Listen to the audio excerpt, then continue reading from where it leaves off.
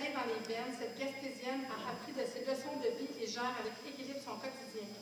Infirmière en région éloignée et en milieu urbain pendant plus de 25 ans, détient une formation universitaire en gestion de la santé. Elle a terminé sa carrière en soins de santé en occupant les fonctions de cadre comme directrice des soins infirmiers au sein de la congrégation des Sœurs de Notre-Dame. Avec encore des sœurs. Le défi qu'elle a relevé avec succès fut la réorganisation de la structure des soins à travers les diverses maisons de la communauté. Impliquée socialement à des niveaux culturels, politiques, éducationnels, cette femme a toujours privilégié l'aspect humain. Chaleur et communication respectueuses sont au rendez-vous lorsque le destin vous place sur sa route. Depuis maintes années, elle se consacre en plein à apporter aide et ressourcement à l'individu en besoin. Initiée à la métaphysique et utilisant des approches qui tiennent compte de l'être dans sa globalité, elle a développé une démarche psycho-énergétique d'assistance à la personne souffrante afin de l'aider à identifier et libérer certains facteurs d'origine émotionnelle, psychologique et ou physique qui créent des blocages à la libre circulation de l'énergie vitale et nuisent au mieux-être de cette personne. Elle a écrit plusieurs livres, dont Le temps de lâcher prise, Passeport pour l'équilibre, Êtes-vous sauveur et plusieurs autres. Nouvellement animatrice de radio mieux-être, son émission, c'est La voix du lâcher-prise, qu'elle m'a invité, que j'ai hâte de partager ensemble sur Wikignon. Sa conférence, c'est Savoir lâcher prise pour le plaisir d'être en santé. Chaque jour, nous exprimons notre contrôle afin d'éviter de souffrir. Ceci, la plupart du temps, à notre insu. Difficile de se sentir libre et pleinement heureux lorsque subtilement des soucis occupent notre esprit, générant stress et amputant notre joie de vivre. Le lâcher-prise est une clé vers la paix du cœur, là où habite non seulement plaisir, être, mais joie profonde, favorisant santé et bonheur. Bienvenue, Dolores Lamar.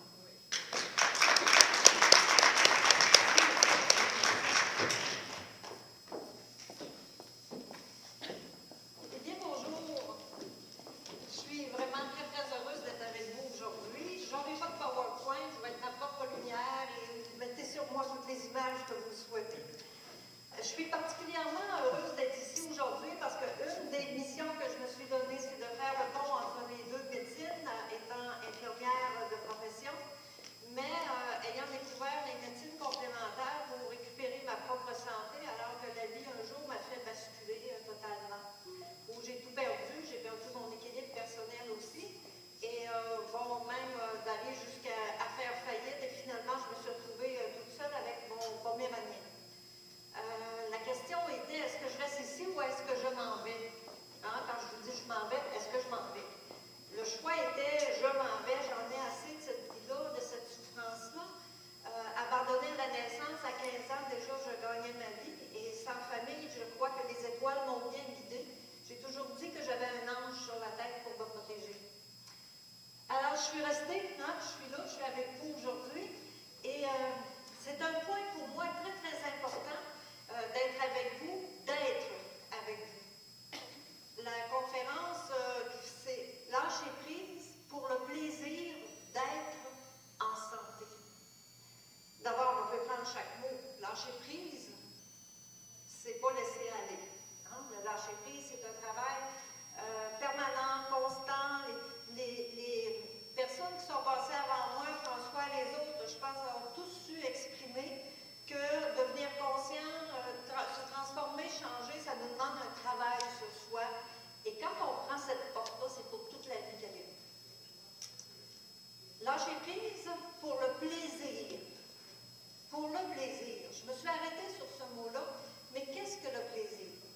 Quand j'étais plus jeune, on disait, c'est le fun, on a du fun. Hein? Pour moi, le plaisir, c'était avoir du fun, rire. Le plaisir, c'est aussi répondre à nos désirs et se faire plaisir, donc c'est agréable, c'est confortable. Le plaisir d'être.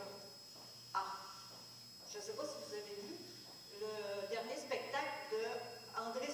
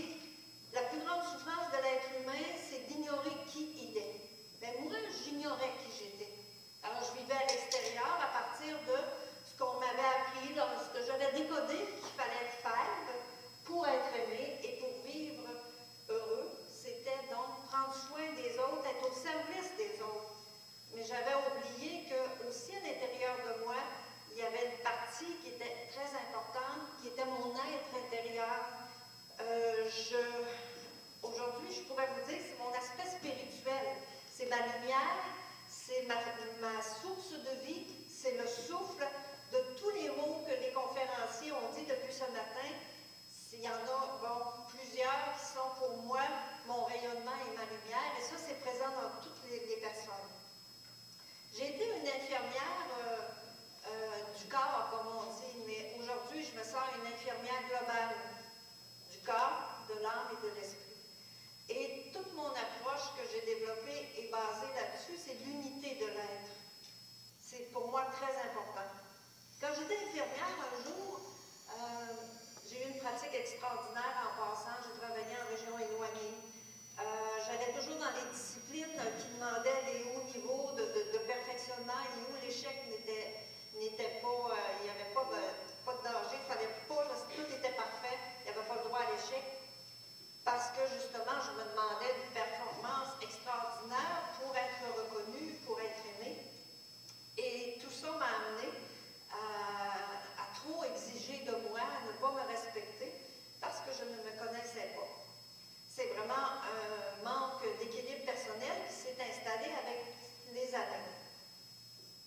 Mais je ne comprenais pas que j'avais des signes, la vie me donnait des signes, elle me disait, regarde, prends soin de toi, arrête et sois en équilibre. Mais non, je continuais ma quête de reconnaissance en allant chercher à l'extérieur de moi quelque chose, à prendre soin des autres. Et à la fin, j'ai commencé à me dégrader, mais je ne connaissais pas encore mes limites. Et mon système nerveux, lui, un beau matin, il a décidé que c'était assez. Et en même temps, il est arrivé des événements très dramatiques dans ma vie. Le copain de ma fille s'est pendu. Ma mère biologique que j'avais retrouvée est décédée. Je vous ferai gré du reste, mais dans 6 mois, j'ai tout perdu. Et ma santé, mon équilibre. Et si je vous raconte ça, c'est parce que ça a été ma rencontre. Mon point de chute a été ma rencontre avec les médecines complémentaires. J'ai été chanceuse. J'ai trouvé des gens sur ma route qui avaient les 2 pieds bien ancrés par terre. Des gens qui étaient bien alignés dans ce domaine-là et qui m'ont guidée, qui m'ont accompagnée avec respect, avec amour, avec clarté, qui m'ont appris que j'avais un pouvoir intérieur, un pouvoir personnel, que j'avais le droit de faire des choix, de prendre position, de rechoisir au besoin. Toutes des choses que, moi, je ne m'étais pas arrêtée là-dessus parce que j'étais toujours plutôt tournée vers l'extérieur. J'ai été très intriguée par ce qui est venu sur ma route, parce que ce qui est venu sur ma route a été quand même un aspect spirituel très important. Je vous disais tout à l'heure qu'un jour dans ma profession, je travaillais aux soins intensifs, et je me souviens tellement de cette journée-là. Ça me disait à l'intérieur, ma petite voix me disait, il doit bien y avoir d'autre chose que les soins qu'on connaît pour le corps physique pour aider la personne. Alors, c'est sûr que dans ma pratique, il y avait la médecine telle qu'on la connaît, traditionnelle. Il y avait l'aspect psychothérapeutique qui était beaucoup confié à nous, les infirmières, l'accompagnement aussi, bien sûr, les familles en deuil, les difficultés, tout ça. Il y avait l'aspect spirituel, mais qui était à l'époque confié plutôt à ce qu'on appelait, dans mon temps, en tout cas, les aumôniers, donc c'était eux. Nous, on ne touchait pas cet aspect-là. Mais ça m'appelait toujours, moi, cet aspect qui était plutôt spirituel, mais qu'aujourd'hui j'appellerais la vie en soi, cette source puissante à l'intérieur de nous et qu'on regarde malheureusement trop souvent que juste c'est quand ça ne va pas. Et sa petite voix disait, mais il y a quelque chose d'autre, il y a quelque chose d'autre. Et cette question-là m'a tourné dans la tête, je l'ai écrit dans un de mes livres souvent à partir de ce moment-là. Qu'est-ce qu'il pourrait y avoir pour aider l'humain, à part que ce que moi je connais, ce que nous on connaît, il y a sûrement quelque chose, c'était comme intuitif. Quand la série d'événements est arrivée dramatiquement, je me suis sentie très victime et comme je vous disais, les sources d'aide qui sont venues à moi étaient vraiment de l'inconnu. Il faut dire aussi que, à mon époque, puis ça n'a pas encore tellement changé, pour les infirmières, on n'allait pas voir ni acupuncteur, ni chiro, et c'était toute la sorcellerie.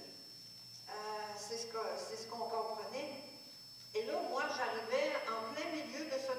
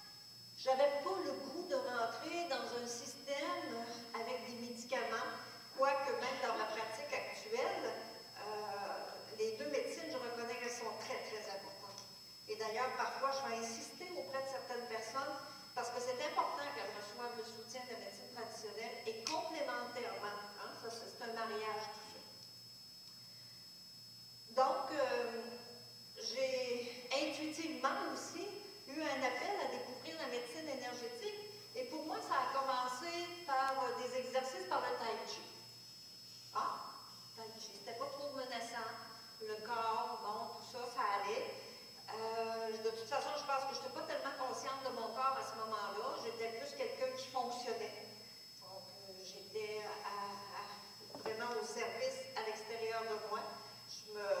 Comme beaucoup de gens, je faisais mes soins d'hygiène, je m'occupais de mon corps, les choses de paraître, mais en dehors de ça, non. Et j'ai rencontré quelques temps après, la méditation, un maître en Inde, qui m'a vraiment suscité des questions et ça m'a permis de me poser moi-même la question, qu'est-ce que la conscience? Comment je suis animée de la vie à l'intérieur de moi? Qu'est-ce qui se passe quand on meurt? Qu'est-ce que je fais ici, moi? Est-ce que je suis venue seulement être une infirmière, une maman, une bonne amie? C'était toutes ces questions-là qui étaient sans réponse. Et j'ai eu une soif énorme de partir à la quête, de trouver des réponses à ces questions. Bien sûr, j'avais toujours l'infirmière en moi qui était là, rationnelle, analytique, qui voulait tout mesurer, tout comprendre, puis qui ne croyait pas, mais absolument pas à tout ça, mais je ne pouvais pas nier que je recevais à l'intérieur de moi une énergie qui commençait à me réanimer. Je me reconstruisais doucement. Sur ce parcours, j'ai rencontré le Reiki. Et j'étais très chanceuse, le Reiki, pour ceux, je pense que tout le monde peut-être vous connaissez, sinon, c'est une pratique qui vient du Japon. Et encore là, j'ai été très chanceuse parce que je suis entrée dans une école où c'était assez bien structuré. Je suis une fille de structure, Marie-Lise l'a dit au début, quand j'analyse ma vie, je regarde, j'ai toujours eu des postes de structure créés, organisés, tout le temps, et c'est ce que j'aime, c'est une de mes forces. Alors, ça me plaisait, cette école-là, et en même temps qu'il y avait une certaine structure, en même temps, je sentais qu'il y avait une déstructure, un lâcher-prise qui était important. Il faut vous dire aussi que l'histoire du lâcher-prise est arrivée dans ma vie au moment où j'avais tout perdu et je suis allée consulter une psychologue pendant 9 mois, hein, c'est une grossesse. Et finalement, elle ne m'a pas dit grand-chose dans 9 mois. J'ai appris le mot abandon, qui était dans le dictionnaire, parce que c'est là que j'ai réalisé que j'avais une blessure d'abandon. J'ai appris aussi que j'avais de la colère à l'intérieur de moi. La colère reliée, bien sûr, l'enfant d'être abandonné, bon, puis d'autres choses qui étaient en arrière, mais que j'avais toujours refoulé parce que moi, je viens, comme je dis souvent, du pouce de la province de Québec, c'est la Gaspésie. Et chez nous, la colère pour les filles, c'était vraiment pas quelque chose qui était bien vu. Alors, pour moi, je devais toujours me taire et tout garder à l'intérieur de moi. Donc, il y avait l'abandon, la colère. La troisième chose que j'ai appris de cette dame-là, ça a été le mot lâcher-prise. Et là, on recule au début des années 90. Il n'y avait pas de la littérature sur le lâcher-prise, mais comme pas du tout. Et elle me disait toujours, Dolores, lâche-prise, c'était un mot qui arrivait. Hein? Il nous arrivait, lui, là, dans quelque part. Puis moi, je lui disais, mais comment on fait ça, lâcher-prise? Elle me disait, c'est écrit à l'intérieur de toi, tu vas le trouver, tu le sais. Je voulais donc qu'elle me dise qu'est-ce que c'était. Et elle me le répétait toujours, mais c'était à l'intérieur de toi. Je pense qu'elle a été un messager dans ma vie, cette dame-là, parce que quelques mois après, au coin du feu la nuit, j'ai commencé à écrire ce que je ne croyais pas devenir plus tard mon livre, Le temps de lâcher prise, puis aujourd'hui qui m'a ouvert beaucoup de portes et qui est un best-seller qui a donné naissance à plusieurs autres livres aussi, qui est traduit aussi. Mais lâcher prise, qu'est-ce que c'était? C'était, pour vous donner l'image, saute en bas d'un avion, pas de parachute, avec la conviction profonde qu'entre le ciel et la terre, il va apparaître un parachute. Mon image est terre à terre, hein, mais vous êtes capable de la laisser vibrer en vous. Vous êtes dans un avion, un petit avion de guerre, la porte est ouverte, vous n'avez pas de parachute, et quelqu'un vous dit saute, avec la conviction profonde qu'entre le ciel et la terre, il va apparaître un parachute. C'était un rêve que je faisais la nuit à ce moment-là. Et dans mon rêve, naturellement, je disais au personnage qui était dans mon rêve, mais non, c'est chaud, je me tue. Ben, ça, c'est ce qu'on vit à l'intérieur avant de lâcher prise. C'est la peur de mourir, la peur de sauter dans le vide, la peur de s'abandonner. Je manquais de foi, je manquais de confiance, je manquais de conviction, non seulement en la vie, mais en moi. Parce qu'au niveau professionnel, j'avais beaucoup de reconnaissance. Mais au niveau personnel, il n'y en avait pas pour moi. Mon estime de moi, elle était vraiment mesurée par rapport à mon résultat comme professionnel.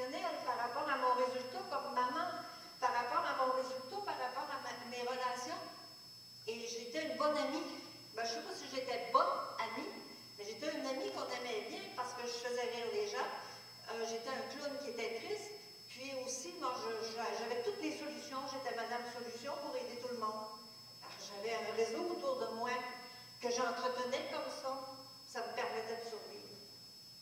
Alors, tout ce que je vous raconte, c'est des prises de conscience qui ont fait partie de ce bout de ma vie et qui m'ont interrogé beaucoup. Mais qu'est-ce qui fait que je suis comme ça? Qu'est-ce qui fait que je suis comme ça? Puis je m'en vais où, là, maintenant? J'ai adoré être infirmière. Je peux encore l'être. Je suis diplômée, membre de l'Ordre des infirmières. Je suis une personne intelligente. Je n'ai pas fait qu'être infirmière. J'ai fait de la politique. J'ai eu une boîte à chansons. J'ai fait d'autres choses dans la vie. Parallèlement, bien sûr, parce que j'avais besoin de me réaliser dans différentes choses. Mais j'étais toujours à l'extérieur, pareil de moi. J'étais toujours à la recherche du rêve américain. Je viens de la Gaspésie, d'une petite famille qui est pauvre, où est-ce que j'ai grandi. Puis, c'est comme si chez nous, à l'époque, la Gaspésie, c'était considéré comme vraiment un territoire où on s'éloignait parce que les gens étaient pauvres, on n'avait pas de reconnaissance, on n'était pas valorisés. Et pour moi, c'était important, pour être valorisé, d'avoir un titre, d'avoir des biens, d'avoir la maison, que ma fille aille au collège privé, etc. Et c'est ça qui m'a amené à me détruire à la longue. Les médecines énergétiques m'ont aidé parce que là, j'ai eu le goût de comprendre, mais d'où vient cette énergie qu'on me dit que c'est une énergie vitale universelle? Oui, je comprends, j'entends, mais moi, je ne peux pas la palper, je ne peux pas la mesurer, mais je sais qu'elle me fait un effet, mais d'où elle vient? Parce que j'étais cartésienne, je voulais comprendre. Alors, je suis partie. Je suis partie dans le monde à la recherche de qu'est-ce qui se fait ailleurs en médecine énergétique. Ça m'a amené plusieurs années avec les Maillards. J'en ai des gens nager avec les dauphins aussi. Parce que j'avais écrit déjà un premier livre, un deuxième, un troisième, qui m'a amené à faire des ateliers, des conférences, et tout ça m'a amené dans le monde ailleurs. Je suis partie au Pérou, je suis allée une couple de fois, je suis allée en Inde. J'ai rencontré 2 fois Dalai Lama. Il y a des choses qui transforment dans la vie. Parfois, les yeux d'un être qu'on rencontre vont faire plus une thérapie qu'un grand discours. Le silence est parfois très, très guérisseur. Ces grands êtres-là, c'est des êtres de bonté et de beauté intérieure et leur spiritualité m'a inspiré énormément. Mais moi, je ne suis pas un moine, puis je ne suis pas non plus une religieuse, et je peux vous dire que le monde religieux, je le connais parce que j'ai grandi là-dedans. Parce que, oui, vous êtes sûr, je suis religieuse aujourd'hui, puis je me sens tellement confortable là-dedans, ayant travaillé aussi 3 ans pour la congrégation Notre-Dame, j'y ai encore des grandes amies. Et je voulais comme trouver le sens, pour moi, dans ma vie, de ma spiritualité. Alors, j'ai continué mes voyages. Je suis allée en Égypte, je suis allée en Grèce. J'ai commencé à découvrir comment tout ce beau monde-là percevait cette énergie qui pouvait nous reconstruire, nous nourrir à partir de choses tellement simples comme la terre. À partir aussi de me poser des questions, mais je suis qui, puis qu'est-ce que je veux vraiment, des questions que je ne m'étais jamais posées, dans quel domaine et tout ça.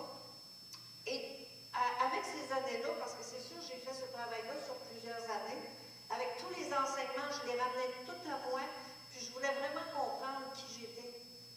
Et j'ai trouvé beaucoup de blessures à l'intérieur de mon cœur, et moi, si on me dit, on s'en va par là, je suis genre que je prends le taureau par les cordes, puis on l'emmène pas, on y va. Mais des fois, dans ma vie, j'avais aussi mis mes œillères, et dire, ben, je m'en vais par là, puis je contrôlais, hein. Alors que j'aurais peut-être dû abandonner un petit peu, puis aller vers d'autres choses, m'ouvrir la souplesse. J'ai trouvé que durant ces années-là, ça m'avait fait du bien. Je retrouvais tranquillement un contact avec moi. Pour la première fois de ma vie, je sentais qui je suis, qu'est-ce que j'avais le goût, mais comment je vais manifester ça dans ma vie. Et à travers cet espace de temps, c'est là que j'ai été inspirée de créer aussi un système, bon, le système STEM, qui veut dire système d'aide et d'intervention en médecine énergétique, pour pouvoir aider des personnes comme moi à devenir un peu des thérapeutes de l'âme qui prennent soin des autres, mais dans le respect de la médecine traditionnelle quand c'est nécessaire. J'ai cherché des modèles, j'avoue que j'en ai pas trouvé beaucoup. Alors un jour, je savais qu'à Jérusalem,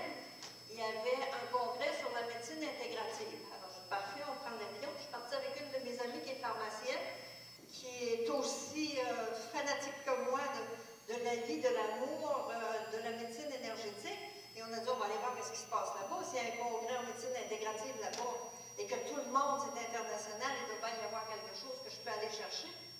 Effectivement, j'ai trouvé ça extraordinaire. Parce qu'à l'autre bout de la terre, à Jérusalem, j'ai rencontré quelqu'un d'ici au Québec, un psychiatre qui, d'ailleurs, fait un projet assez intéressant au niveau de Québec. Affelel et moi, nous sommes rencontrés. Puis, ben, j'ai vu des choses qui se passent en Autriche, en Allemagne, en Australie, en France, bien sûr, en Suisse, ailleurs dans le monde. Et ça m'a vraiment touchée et je me suis dit, je ne suis pas folle, je n'ai pas rêvé, c'est possible de créer un monde nouveau. Mais attends un petit peu, ma petite fille respire par le nez parce que ça ne se fait pas comme ça. Trop souvent dans ma vie, j'étais une passionnée, je suis une passionnée et j'aime être une passionnée. Mais j'ai dû apprendre à rentrer dans mes bottines.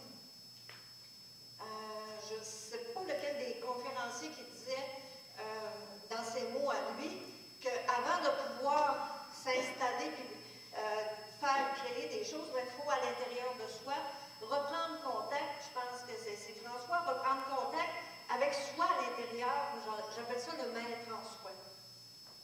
Parce que je ne peux pas commencer à vouloir créer une structure pour aider, et encore une fois, excusez-moi, passez-moi l'expression, me planter en bout de ligne puis me ramasser en burn-out. Non, cette fois-là, je vais le vivre en équilibre. J'aurais donc voulu réussir ça rapidement parce que j'étais performante. Cette partie-là qui est à l'intérieur de moi, elle va être là pour toute la vie. Puis de temps en temps, elle me téléphone, tu sais, ça va passer vite. Ah, ça va aller vite. On va être donc. Puis c'est décourageant, là, parce que là, elle me met des mesures. Et là, je me dis, moi, il a fallu que j'apprenne aussi avec le temps à accueillir ça. C'est une partie de moi qui a le droit de s'exprimer. Je la laisse dire ce qu'elle a à dire, puis après, moi, je vais bien faire ce que je sens à l'intérieur au moment juste et parfait. Alors, j'ai dû réapprendre à marcher. Comme un bébé, après cette époque-là où, justement, tout a tombé dans ma vie, je suis tombée, pas à genoux, je suis tombée la face par terre. À Jérusalem, il y a une image qui me vient. Une des chutes de Jésus, sa mère est rentrée dans la pierre et on a pris la pierre et on l'a mis sur le mur pour la protéger. Puis pendant que j'étais là, j'ai mis ma main dans la pierre et j'ai dit, le chemin du calvaire que tu as fait, ça a été ma vie. Peux-tu m'aider maintenant à aligner ma vie où est-ce qu'elle est? Ma croix, moi, est finie. Maintenant, je suis là pour aider les autres. Et si je suis ici aujourd'hui, c'est parce que je crois vraiment qu'ensemble, on est capable de créer une nouvelle structure.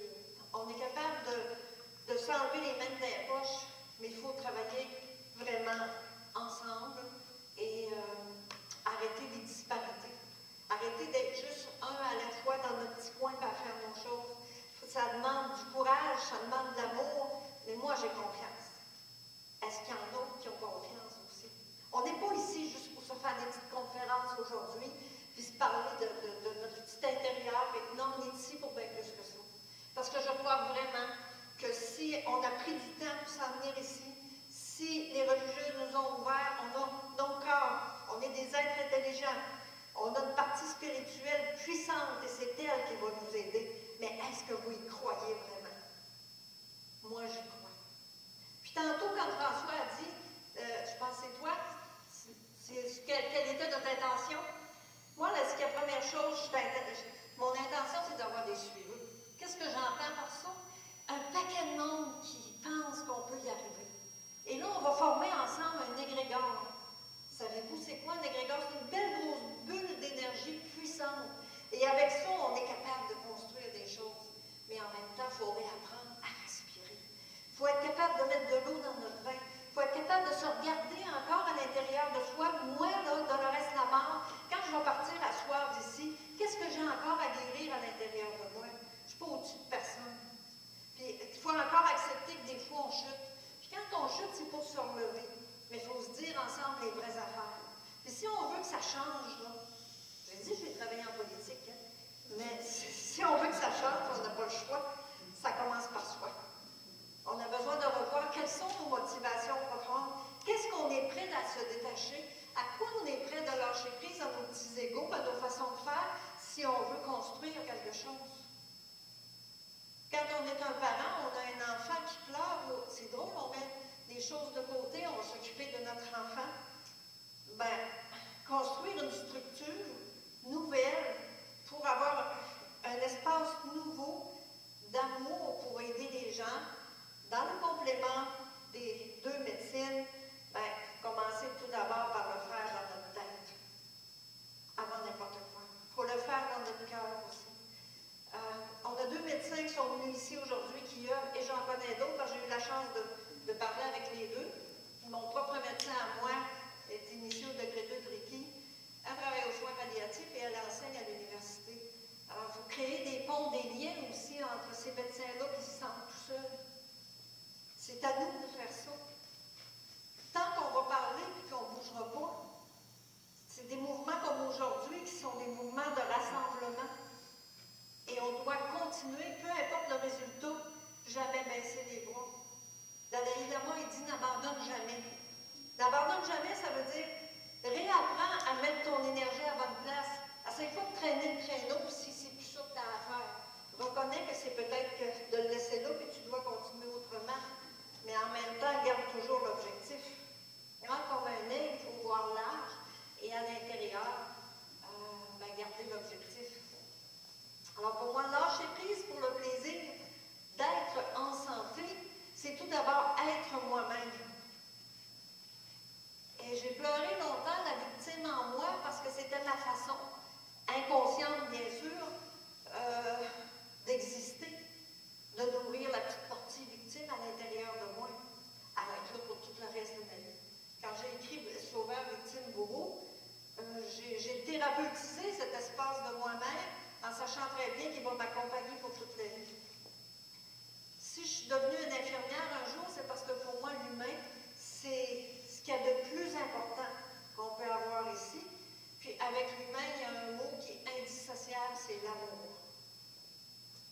L'amour guérit. Oui, c'est des mots. On peut philosopher là-dessus. Mais comment introduire l'amour dans un système de santé alors que, bon, il y a toutes sortes de limites qu'on peut voir. Maintenant qu'on va voir juste les limites, il n'y a rien qui va se faire. J'ai créé un institut à Saint-Hilaire, à Ottoman Park, justement, au début, c'était des soins. J'ai juste donné des soins énergétiques, de l'écoute, des soins en relation d'aide, prendre soin. La vie, elle sait tellement ce qu'elle veut nous amener. À un moment donné, les soins ont commencé à diminuer, puis l'école a commencé à grandir. Alors, l'Institut est devenu une école qui donne des soins par ricochet. Mais si je m'étais arrêtée dans mes limites, je ne vous donnerais pas mon compte de banque. Je pourrais bien vous le donner, parce que je n'ai jamais de problème avec ça. Il a fallu que j'en fasse de la marge de crédit, puis des ci, puis des ça, puis me dépasser financièrement, puis rencontrer mon insécurité. Une des choses qui limite les gens sur la planète, je pense que c'est l'insécurité. Quand on veut être, il faut arriver à passer la sécurité dans l'insécurité. Il faut prendre des risques, il faut se mettre en insécurité. Et c'est là qu'on se renforce pour dire regarde, il m'est arrivé un parachute. Tu sais, le parachute dans votre avion, c'est quelqu'un qui te tend la main, c'est quelqu'un qui te fait un sourire, c'est quelqu'un qui va te créer un espace ou c'est toi-même qui vas le demander. Demander, oui, c'est un apprentissage. Mais j'ai tellement cette foi-là, mais c'est sûr que tout seul, c'est très difficile d'arriver à avancer. On est chanceux, nous. On a déjà fait des pas. Chacun, on a fait des pas puisqu'on est ici. On a l'organisation qui nous reçoit aujourd'hui, en association avec Rythma aussi, donc Marie-Lise, Edith, la communauté des religieuses, cet endroit-là qui nous reçoit. Est-ce qu'on va partir ce soir en disant, bon, on a passé une journée à écouter des conférences, puis bon, la semaine prochaine, moi j'ai mon agenda, j'ai ça. On est supposé créer des liens. D'abord, on écrit énergétique. Et tout ce que je souhaite, c'est que ça va donner en quelque part un mouvement de structure. Et c'est pas en regardant nos limites puis notre portefeuille qu'on va changer quelque chose dans la vie. C'est à l'intérieur de soi. Les plus grands miracles de la vie, non? Ceux qui les ont apportés, c'était pas ceux qui avaient les plus grands moyens. C'était l'humilité qui est à l'intérieur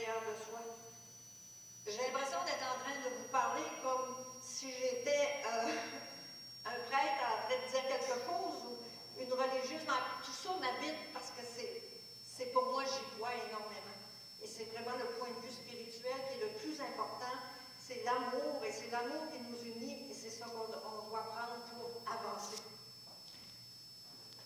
Ma santé, je l'ai retrouvée, mon équilibre est là, puis je peux continuer très bien à faire mon chemin. Et c'est ce que je souhaite à tout le monde aussi, de pouvoir voir comment on peut continuer. C'est en voyant nos déséquilibres à l'intérieur. C'est une question à se poser. Est-ce que je suis heureuse? Est-ce que je suis heureux dans ce que je fais dans tel domaine? La réponse, c'est oui ou c'est non, mais est-ce qu'on se pose la question? Des fois, on a peur de voir les réponses, et à travers nos réponses, on pourrait retrouver nos déséquilibres et nous permettre de reprendre le cap, d'être plus un capitaine à bord de notre vaisseau, d'être plus le maître de notre vie aussi. Je suis vraiment heureuse de prendre la parole ici aujourd'hui. Il y a plusieurs thèmes de conférences que je fais, et je suis partie avec ça. C'est le mot, vraiment, le mot être. Faire partie. Est-ce qu'on fait partie de cette gang-là au Québec qui choisissent vraiment de changer les choses et de structurer notre système de santé pour ce qu'on est, puis de s'unir ensemble? Moi, je crois pas. On est en ville ici, mais il y en a d'autres en région aussi qui croient comme nous. Puis c'est, comme je vous dis, notre pensée réunie ensemble peut vraiment, vraiment nous aider. J'ai besoin, et je sens ce grand besoin-là, de passer à l'action vraiment beaucoup. J'ai la chance d'être sur les ondes maintenant à la radio, et soyez assurés que le message, je vais le passer à travers les invités que je vais recevoir, parce que je veux vraiment que les auditeurs sachent qu'en quelque part, il y a des choses qui se font pour les aider, qui se font autrement, mais qui se font avec amour, qui se font avec respect et équilibre.